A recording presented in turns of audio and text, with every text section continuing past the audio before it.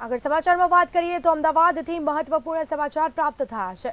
તો અમદાવાદમાં કોંગ્રેસમાં વધુ એક વિકેટ પડી છે। મહત્વપૂર્ણ સમાચાર, નાથાલાલ પટેલે કોંગ્રેસના સભ્યપદેથી રાજીનામું આપ્યું છે।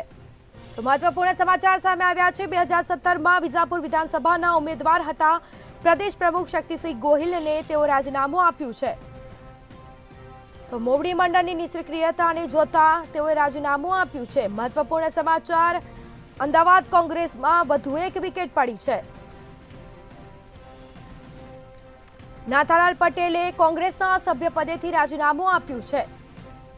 તો 2017માં વિજાપુર વિધાનસભાના તેઓ ઉમેદવાર હતા પ્રદેશ પ્રમુખ શક્તિસિંહ ગોહિલને રાજીનામું મોકલ્યું છે।